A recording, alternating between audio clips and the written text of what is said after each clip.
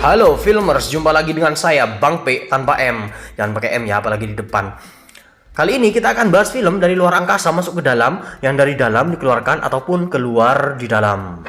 Film ini rilis tahun 2013, dibintangi oleh Om Macho, Will Smith, dan anaknya Jaden Smith. Mereka merupakan ayah dan anak yang tentunya chemistry-nya sudah sangat oke. Film ini berjudul After Earth. Langsung saja.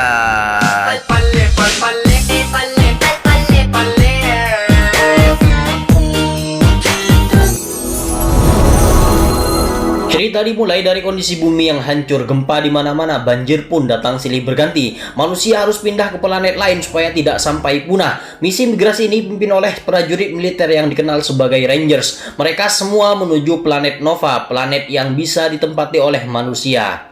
Di planet Nova, manusia tidak sendiri, mereka bersama Ursa. Ursa adalah monster yang dikirim alien khusus membunuh manusia. Dia buta tapi bisa melihat manusia melalui feromon yang dihasilkan dari rasa takut.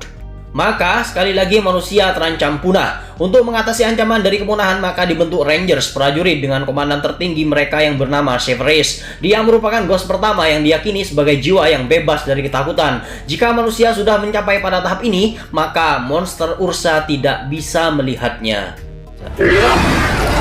Monsters, bred to kill humans. Kitai namanya, anak komandan Severus. Dalam tahap ujian untuk menjadi seorang prajurit, dia memiliki nilai yang bagus di dalam kelas, tapi tidak di lapangan, sehingga tidak lulus menjadi seorang prajurit militer. Dia maksa diluluskan karena ayahnya yang seorang komandan malam ini baru datang dari tugas setelah sekian lama, dan Kitai ingin menghadiahkannya. Komandan Reis berkata kepada istrinya kalau dia akan melakukan perjalanan terakhir ke planet Ivitos untuk mengawasi pelatihan militer. Setelah itu ia akan pensiun, dia ingin bekerja bersamanya karena keluarga adalah segala-galanya baginya.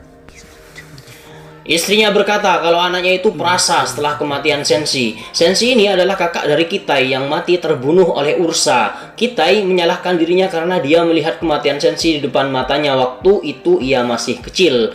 Istrinya berkata, anakmu tidak butuh seorang komandan, yang ia butuhkan sekarang adalah seorang ayah. Karena merasa bersalah, ia mengajak Kitai ke planet Ivitos. Kitai merasa sangat senang berangkatnya mereka menuju planet Ivitos dengan membawa seekor Ursa untuk dijadikan bahan latihan di sana. Di dalam pesawat, Kitai masuk ke dalam area terlarang yang di dalamnya terdapat seekor Ursa yang terkurung. Kitai berusaha mendekatinya karena ia merasa trauma dengan kematian kakaknya. Dia merasakan ketakutan yang sangat. Seorang prajurit dilatih untuk tidak takut kepada Ursa. Jika prajurit sudah masuk pada tahap itu, maka mereka menyebutnya dengan ghosting, tanpa rasa takut. Dan perlu diketahui, hanya Komandan Reis lah yang mencapai pada fase ini. Di tengah perjalanan terjadi badai asteroid yang mengakibatkan mesin pesawat tidak normal dan mustahil melanjutkan perjalanan. Kapten Reis memutuskan untuk mendarat darurat di planet terdekat. Namun peringatan datang karena planet itu tidak cocok untuk dihuni manusia dan terdeteksi termasuk planet kelas 1 yang dikarantina oleh pemerintah antar planet. Ketika kondisi pesawat rusak parah, Komandan Reis memerintahkan untuk mendarat darurat. Pesawat terbelah menjadi dua bagian dan terpisah. Semua awak pesawat tewas, hanya tertinggal Kitai dan Komandan Reis. Komandan Reis menyuruh Kitai pergi ke kokpit pesawat dan mengambil suar untuk minta bantuan darurat. Namun suar rusak tak berfungsi. Karena kecelakaan itu, Reis mengalami patah tulang yang sangat parah. Dia tidak dapat bergerak terutama di bagian bawah perut. Reis memerintahkan Kitai untuk mengambil suar satunya lagi yang terdapat di ekor pesawat supaya dapat mengirimkan sinyal ke luar angkasa. Dia menunjukkan lokasi ekor pesawat yang berjarak sekitar 100 km dari tempat mereka sekarang. Sebelum berangkat, Komandan Reis memberi Kitai dengan alat penyaring oksigen supaya dapat bernafas dengan normal, yang hanya tertinggal 6 sampul. Sepertinya cukup dipakai hingga sampai tujuan. Kitai juga dibekali tas digital yang bisa mengontrolnya dari jarak jauh. Tak lupa, Reis juga memberikan senjatanya untuk ia bawa. Reis berpesan, segala keputusan yang kau ambil akan menentukan hidup kita berdua, karena kita sedang berada di planet karantina kelas 1. Banyak makhluk sudah berevolusi dan berpotensi membunuh manusia. Kitai menanyakan bagaimana dengan urusannya. Kata Reis, ada 3 kemungkinan. Pertama, yang paling mungkin dia mati dalam kecelakaan. Dan yang kedua, dia terluka parah dan masih berada dalam kurungannya. Dan yang ketiga, dan ini mustahil, dia berhasil lolos. Kitai berangkat dan Reis berpesan dia harus segera mencapai titik panas karena suhu planet itu gampang berubah. Sebelum mencapai titik panas, Kitai dihampiri oleh binatang buas di sana. Reis menginstruksikan supaya Kitai tidak bergerak dan tetap tenang. Namun Kitai tidak bisa mengontrol emosinya, malah melempari makhluk itu untuk menyuruhnya pergi. Sontak makhluk itu marah dan mengejar Kitai. Reis menyuruh ke sungai untuk menghindari mereka dan ia berhasil. Akan tetapi, sesuatu yang aneh terjadi dengan Kitai. Dia terkena racun dari makhluk air. Reis menyuruh menyuntikkan antitoksin. Kitai mulai merasakan efek racun dalam tubuhnya dan dia tidak bisa melihat dengan jelas. Dengan usahanya, dia bisa menyuntikkan antitoksin dengan cara menggulingkan tubuhnya ke tanah dan ia tertidur lemas. Malam pun mulai tiba, suhu menurun 10 derajat setiap menitnya. Reis menginstruksikan kepada Kitai untuk segera bangun dan bergerak sebelum malam, mencari titik panas di planet karena jika malam hari, planet ini akan membeku.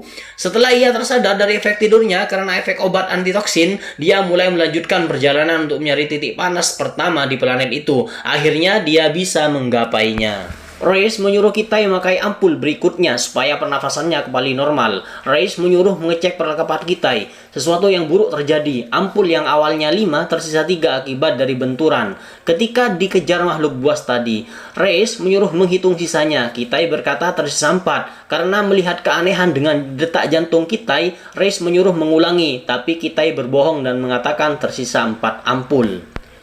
Ketika malam tiba, Kitai bertanya kepada ayahnya, bagaimana cara ayah mencapai ghost pertamanya? Saya ulangi, ghost adalah ketika manusia bisa menghadapi monster Ursa tanpa rasa takut. Pada fase itu, Ursa tidak bisa melihat manusia.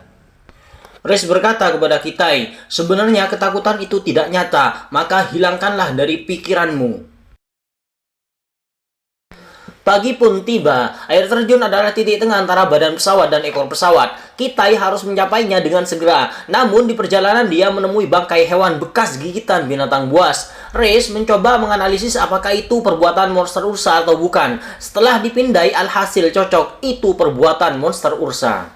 Sampailah Kitai di air terjun. Reis suruh mengecek kelengkapan tas Kitai. Makanan tinggal setengah, kembang api darurat lengkap, kotak obat terisi sedikit, cairan pernafasan tersedia 4, kata Kitai. Reis menemukan keanehan lagi pada detak jantung Kitai dan ia menyuruh untuk memperlihatkan cairan pernafasan itu. Dan ternyata hanya tertinggal 2 saja.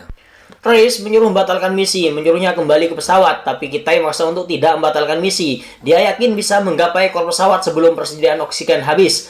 Kitai memaksa untuk terus melanjutkan misi dan ia melompat terjun ke dasar sungai. Dengan perlengkapan baju rangersnya, ia bisa terbang seperti burung. Tak lama kemudian bahaya mengancam, dia dikejar burung raksasa. Ia tertangkap dan dibawa ke sarang burung itu bersama bayinya. Bahaya terus mengintai Kitai. Datang beberapa singa yang ingin mangsa anak burung. Kitai dan induk burung berusaha melindungi anak burung tersebut namun gagal. Semua anak burung tewas.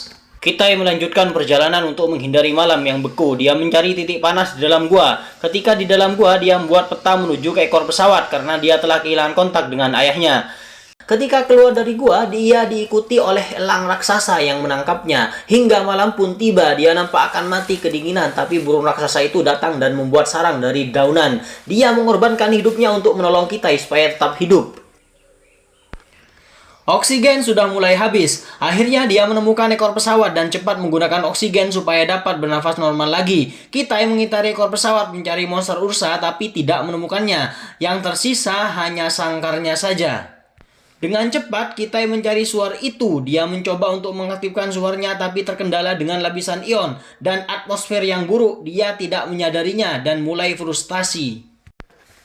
Dia harus mendaki puncak gunung supaya bisa menyalakan suar dan memanggil pertolongan. Ketika dalam perjalanan, monster Ursa mulai mendeteksi dia dari rasa takutnya. Monster itu mulai mengejar Kitai hingga masuk ke dalam gua di pegunungan. Sampai akhirnya terjadilah pertarungan antara Kitai dan monster Ursa. Kitai berusaha keluar dari kejaran Ursa dengan menyelam ke dalam air. Ia keluar dari dasar gua dengan melewati lubang yang sempit. Akhirnya dia bisa keluar dari lubang itu. Dia mencoba untuk menyalakan suar tapi belum bisa. Namun bersamaan dengan itu, Ursa berhasil keluar dan terjadilah pertempuran. Kitai kewalahan dan ia mencoba menghilangkan rasa takutnya supaya tidak terdeteksi oleh Ursa dan ia berhasil. Monster Ursa tidak bisa lagi mendeteksi rasa takutnya dan Kitai menjadi tak terlihat. Kitai tidak menyia-nyiakan situasi ini. Ia mengambil senjatanya dan menebas kaki Ursa. Dengan seketika, Kitai dapat membunuh Ursa.